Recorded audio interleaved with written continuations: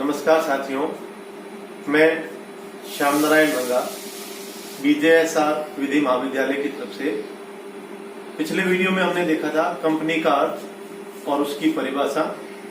अब हम बात करेंगे कंपनी की विशेषताओं के बारे में। तो देखिए, company is an artificial person created by laws. तो कंपनी की अगर हम पहली विशेषता की बात करें तो कंपनी पंजीकृत स्वैच्छिक संगठन है। कंपनी एक स्वैच्छिक संगठन है। भारत में कंपनी बनाना जरूरी नहीं है, कंपनी में शामिल होना जरूरी नहीं है और कंपनी में इन्वेस्ट करना जरूरी नहीं है। कुछ लोगों की इच्छा होती है, वो मिलकर कंपनी बनाते हैं, सरकार कंपनी बनाती है और उसमें कोई व्यक्ति शेयर लेता है तो वो अपनी इच्छा से लेता है। उसकी स्वैच्छिक संगठन है। वहां जो शेयर होल्डर है, वहां जो काम करने वाले लोग हैं, वहां जो कंपनी के प्रोमोटर्स हैं, वो सब अपनी इच्छा से जुड़े हुए हैं। किसी पर किसी भी प्रकार की पाबंदी नहीं है कि आपको कंपनी में जुड़ना है। तो कंपनी एक स्वैच्छिक संगठन है। तो हम बात करते हैं कि कंपनी एक निजी कंपनी के निर्माण के लिए कम से कम 2 और सार्वजनिक कंपनी के निर्माण के लिए कम से कम 7 व्यक्तियों की आवश्यकता होती है, ऐसा कंपनी अधिनियम में बताया गया है। अगर हम दूसरी विशेषताओं की बात करें तो कंपनी विधान से के अधीन निर्मित कृत्रिम व्यक्ति है। कंपनी विधान, दूसरी विशेषता है कि कंपनी विधान के अधीन निर्मित होती है। बिना कानून की प्रक्रिया का पालन किए कंपनी का निर्माण नहीं हो सकता। तो भारत में अभी जो प्रचलित अधिनियम है, भारतीय कंपनी अधिनियम 2013, इसके अंतर्गत कंपनी का निर्माण होगा और कंपनी एक कृत्रिम व्यक्ति है। Company is an artificial person. वो आपकी और मेरी तरह मानवीय प्रकृति नहीं है, उसे विधान द्वारा बनाया जाता है, इसलिए कंपनी कृत्रिम व्यक्ति है। अगर हम बात करें तो न्यायमूर्ति मार्शल ने लिखा है कि कंपनी अदृश्य है, अमूर्त है, कृत्रिम व्यक्ति है जिसका अस्तित्व केवल कानून की दृष्टि में होता है। लॉर्ड चांसलर सेलबोर्न ने कहा कि कानून की कल्पना मात्र है। तो कंपनी के लिए बड़े बड़े लोगों ने भी कहा है कि अमूर्त है, कंपनी दिखती नहीं है, उसे छू नहीं सकते। अदृश्य है, छू नहीं सकते। कंपनी के शेयर होल्डर दिखते हैं, कंपनी की संपत्तियां दिखती है, कंपनी को छू नहीं सकते, कंपनी की बिल्डिंग को छू सकते हैं, क्योंकि ये एक ऐसा व्यक्ति है जो दिखता नहीं है, अमूर्त है, जिसका निर्माण विधान द्वारा हुआ है। तो यहाँ ये कंपनी की दूसरी विशेषता कि company is an artificial person, तो विधान द्वारा निर्मित कृत्रिम व्यक्ति है। अगर हम तीसरी विशेषता की बात करें तो पृथक वैधानिक अस्तित्व है। कंपनी का अस्तित्व पृथक है, उसके सदस्यों का अस्तित्व पृथक है, कंपनी के डायरेक्टर्स का अस्तित्व पृथक है। कंपनी का पृथक अस्तित्व का सिद्धांत है। कंपनी एक व्यक्ति बन गई तो कंपनी खुद एक लीगल स्टेटस रखती है। अब कोई भी व्यक्ति कंपनी पर वाद कर सकता है, कंपनी किसी व्यक्ति पर वाद कर सकती है। कंपनी अपनी संपत्ति खरीद सकती है, बेच सकती है। जैसे आप और हम व्यक्ति है, कंपनी भी एक व्यक्ति है। कंपनी के किए गए तमाम कार्यों के लिए कंपनी खुद जिम्मेदार है, कोई दूसरा व्यक्ति जिम्मेदार नहीं है। कंपनी पर वाद लाया जा सकता है, कंपनी वाद कर सकती है। कंपनी एक जो व्यक्ति को भारतीय संविधान में अधिकार दिए गए, वो सारे अधिकार कंपनी को प्राप्त है। उसका अस्तित्व अपने सदस्यों से अलग है, अपने शेयर होल्डर से अलग है, अपने डायरेक्टर से अलग है। ठीक है ना। तो फिर कंपनी की विशेषताओं की बात करें, कंपनी का अस्तित्व स्थायी होता है। कंपनी का स्थायी अस्तित्व है, कंपनी मिट नहीं सकती, वो स्थायी अस्तित्व रखती है। जितने अगर कोई कंपनी किसी काम के लिए बनाई गई है तो वो उस काम तक स्थायी है, समय के लिए बनाई गई है तो समय तक स्थायी है। लेकिन अगर कंपनी का निर्माण इसी किसी उद्देश्य से नहीं हुआ है तो कंपनी जब तक वैधानिक तरीके से समाप्त नहीं होती, कंपनी स्थायी होती है। सदस्य आते रहते हैं, सदस्य जाते रहते हैं, डायरेक्टर आते रहते हैं, डायरेक्टर जाते रहते हैं, वो सब बदलते रहते हैं, कंपनी हमेशा बनी रहती है। एक व्यक्ति ने तो यहां तक कहा है कि कंपनी के सारे शेयर होल्डर, सारे डायरेक्टर, सारे व्यक्ति एक स्थान पर बैठे थे और उन्होंने एक हाइड्रोजन बम छोड़ दिया, सारे के सारे खत्म हो गए, लेकिन कंपनी फिर भी बनी रही। तो कंपनी का अस्तित्व स्थायी होता है।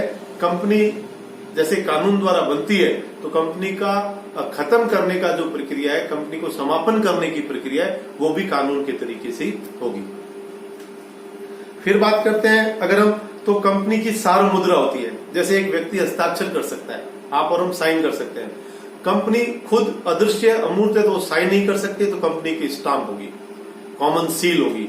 वो कॉमन सील कंपनी के हस्ताक्षर है, सार्व मुद्रा है। किसी भी डॉक्यूमेंट पर कंपनी जब किसी व्यक्ति के साथ किसी प्रकार का व्यवहार करती है, अनुबंधात्मक संबंध स्थापित करती है, तो वो सील लगानी जरूरी है। और किसी न किसी डायरेक्टर को सील पर हस्ताक्षर करने के लिए अधिकृत किया जाता है। तो कंपनी के हस्ताक्षर उसकी कॉमन सील है, जो कंपनी की पहचान है। ठीक है ना। फिर हम बात करेंगे, कंपनी का दायित्व सीमित होता है। देखिए, इसके लिए आपको ये समझना पड़ेगा कि जैसे हमने पिछले वीडियो में भी बात करी थी कि एकल व्यवसाय में दायित्व असीमित होता है, साझेदारी में दायित्व असीमित होता है। अगर किसी भी प्रकार का नुकसान होता है, घाटा होता है, तो उसके लिए साझेदार और एकल व्यवसाय का व्यक्ति व्यक्तिगत रूप से उत्तरदायी उसको भुगतान करने के लिए। लेकिन कंपनी में ऐसा नहीं है। कंपनी में दायित्व असीमित नहीं होकर सीमित होता है। कितना?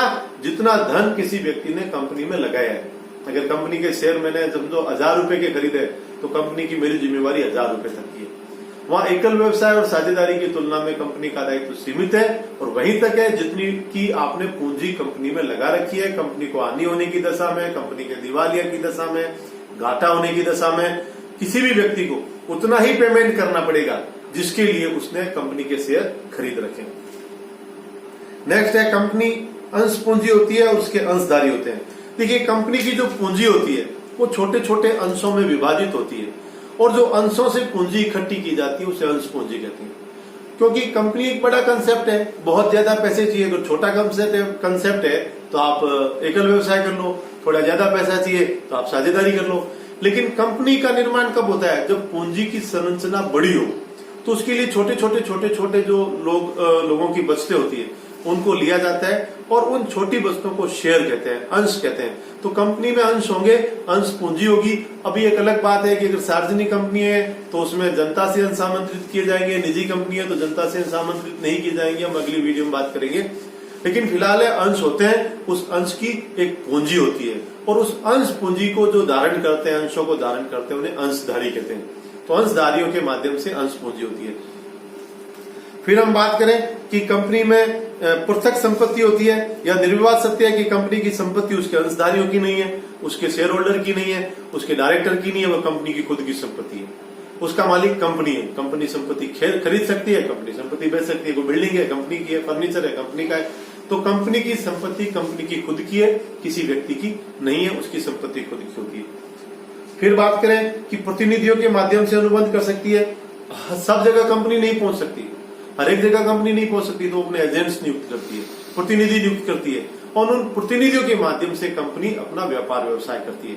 आज हम यहाँ बैठे सैमसंग का मोबाइल खरीद लेते हैं, यहाँ बैठे रिलायंस जियो का रिचार्ज करवा रहे हैं, उसका मोबाइल खरीद रहे हैं, तो कंपनी खुद आकर थोड़ी बेच रही है, कोई ना कोई प्रतिनिधि नियुक्त है। तो कंपनी एक व्यक्ति है तो व्यक्ति को अपना प्रतिनिधि नियुक्त करने का अधिकार है, तो कंपनी को भी अपना प्रतिनिधि नियुक्त करने का अधिकार है। तो कंपनी की विशेषता है कि वो अपना प्रतिनिधि नियुक्त कर सकती है। कंपनी को ऋण प्राप्ति का अधिकार है, कंपनी ऋण प्राप्त कर सकती है। व्यक्ति है, लोन ले सकता है, लोन दे सकता है। एक बड़ी बात है, कंपनी नागरिक नहीं है, कंपनी सिटीजनशिप नहीं है। नागरिक को वोट देने का अधिकार है। भारतीय नागरिकता अधिनियम के अंतर्गत नागरिक प्राकृतिक व्यक्ति हो सकता है, कृत्रिम व्यक्ति नागरिक नहीं हो सकता।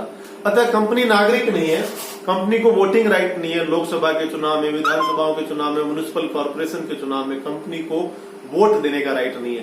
कंपनी व्यक्ति जरूर है, नागरिक नहीं है। तो हमारे भारतीय संविधान में जो अधिकार नागरिकों को दिए गए हैं वो कंपनी को नहीं है, लेकिन जो अधिकार व्यक्तियों को दिए गए हैं वो कंपनी को प्राप्त है। इस तरह से हम देखते हैं कि कंपनी की बहुत सी विशेषताएं, कंपनी की राष्ट्रीयता भी होती है। अगर भारत में किसी कंपनी का रजिस्ट्रेशन हुआ है तो वो इंडियन कंपनी है, और अगर भारत से बाहर की कंपनी है तो विदेशी कंपनी है। भारत की कंपनी, उसकी राष्ट्रीयता भारत की है, विदेश और कोई भारत से बाहर की कंपनी है तो भारत के लिए विदेशी कंपनी है। तो इस तरह से कंपनी की विशेषता है कि कंपनी की इन विशेषताओं को मैंने बहुत छोटे रूप में आपको बताया। उम्मीद है आपको समझ आया होगा। हम अगले वीडियो में कंपनी अधिनियम के किसी अगले टॉपिक पर बात करेंगे।